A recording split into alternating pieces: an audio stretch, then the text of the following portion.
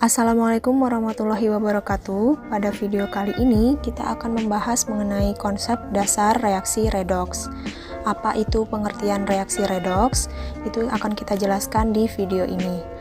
Adapun tujuan pembelajaran pada video kali ini adalah sebagai berikut. Pengertian reaksi redoks dapat didefinisikan dari 4 konsep, yaitu berdasarkan pengikatan atau pelepasan oksigen, hidrogen, elektron, maupun berdasarkan kenaikan atau penurunan bilangan oksidasi.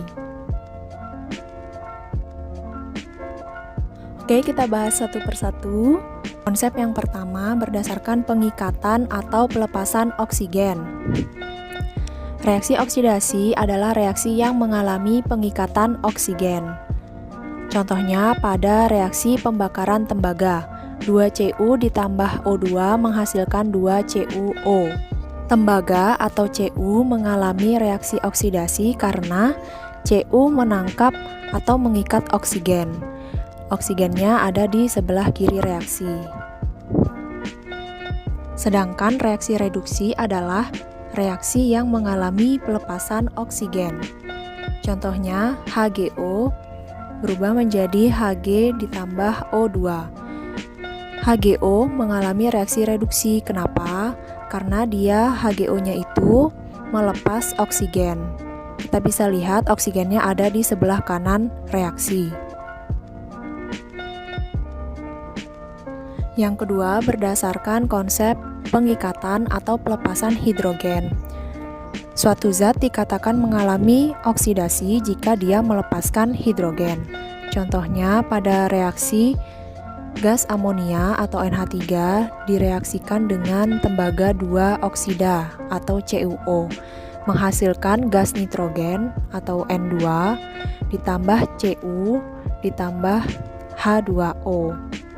NH3 pada reaksi ini mengalami reaksi oksidasi karena melepas hidrogen dalam bentuk H2O. Bisa kita lihat hidrogen atau H2O-nya berada di sebelah kanan reaksi. Sedangkan suatu zat dikatakan mengalami reduksi jika dia mengikat hidrogen. Contohnya ketika mereaksikan klor dengan gas hidrogen sehingga menghasilkan HCl. Hidrogen atau H2 berada di sebelah kiri reaksi. Artinya Cl2 mengikat atau menangkap hidrogen, sehingga Cl2 disebut mengalami reaksi reduksi. Selanjutnya, berdasarkan konsep pelepasan atau penerimaan elektron. Suatu zat dikatakan mengalami oksidasi jika zat itu melepaskan elektron. Contohnya, Seng atau Zn berubah menjadi Zn2+ ditambah 2 elektron. Zn disebut mengalami oksidasi. Kenapa? Karena Zn melepas 2 elektron. 2 elektron berada di sebelah kanan reaksi. Sedangkan zat yang menerima elektron disebut mengalami reaksi reduksi. Contohnya, ion Cu2+ ditambah 2 elektron menghasilkan Cu.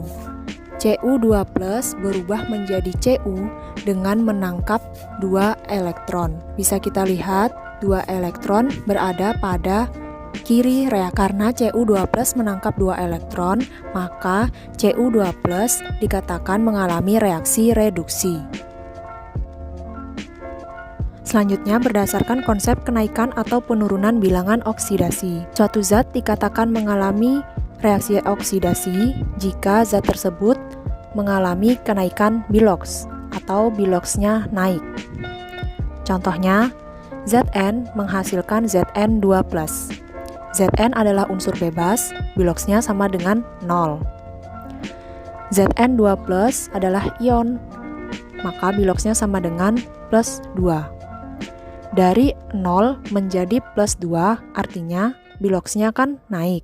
Maka pada reaksi ini disebut dengan reaksi oksidasi. Sedangkan reaksi reduksi adalah reaksi yang biloksnya turun. Contohnya Cu2+ menghasilkan Cu. Cu2+ adalah ion, maka biloxnya sama dengan +2. Cu merupakan unsur bebas, maka biloxnya sama dengan 0. Dari +2 menjadi 0, biloxnya turun. Artinya, reaksi ini merupakan reaksi reduksi karena mengalami penurunan bilox. Nah, itu tadi penjelasan tentang konsep reaksi redoks. Sekarang, perhatikan contoh-contoh soal berikut ini. Tentukan reaksi apa yang terjadi pada reaksi-reaksi di bawah ini.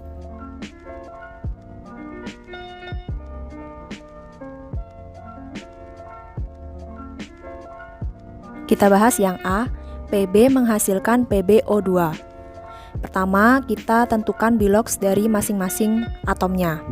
Pb adalah unsur bebas, biloxnya sama dengan 0. Kemudian, PbO2 adalah senyawa netral, maka total biloxnya sama dengan 0. O dalam senyawa biloxnya -2. Karena O-nya ada 2, berarti -2 dikali 2 sama dengan -4, supaya sama dengan 0, berarti bilox Pb adalah +4. Sekarang perhatikan perubahan biloxnya. Perubahan bilox antara Pb di sebelah kiri dengan Pb di sebelah kanan. Perubahan bilox Pb dari 0 menjadi +4, artinya biloxnya naik. Berarti pada reaksi ini terjadi reaksi oksidasi. Sekarang kita bahas contoh soal yang kedua. MnO4- menghasilkan Mn2+. Total bilox MnO4- sama dengan -1. O dalam senyawa biloxnya -2. Karena ada 4, berarti -2 dikali 4 sama dengan -8. -8 supaya sama dengan 1, artinya bilox Mn adalah +7. Sekarang tentukan bilox dari Mn2+. Mn2+ biloxnya sama dengan +2. Lalu sekarang kita lihat perubahan bilox dari Mn. +7 berubah menjadi +2, artinya biloxnya turun. Maka reaksi ini adalah reaksi reduksi.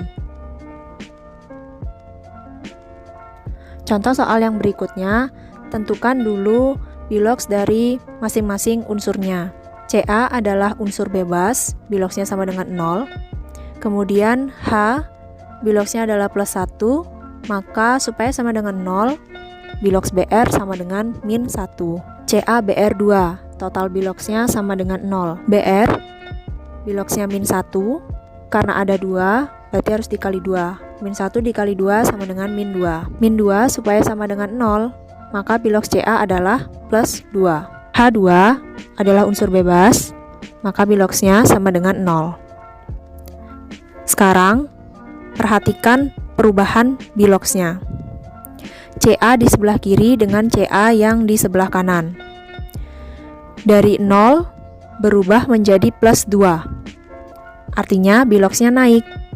Maka Ca menjadi CaBr2 merupakan reaksi oksidasi. Sekarang perhatikan H pada HBr, kita bandingkan biloxnya dengan H2. H di sebelah kiri biloxnya +1, sedangkan H2 di sebelah kanan biloxnya adalah 0. Dari +1 berubah menjadi 0, artinya biloxnya turun. Maka HBr berubah menjadi H2 merupakan reaksi reduksi. Sekarang kita tentukan yang mana termasuk oksidator, reduktor, hasil oksidasi, dan hasil reduksi. Oksidator adalah zat yang mengalami penurunan bilox. Maka yang menjadi oksidator adalah HBr. Reduktor adalah zat yang mengalami kenaikan bilox. Maka yang menjadi reduktor adalah Ca. Hasil oksidasi merupakan hasil dari reaksi oksidasi, Pada reaksi ini, hasil oksidasi adalah CaBr2. Sedangkan hasil reduksi merupakan hasil dari reaksi reduksi. Berada di sebelah kanan, hasil reduksinya adalah H2.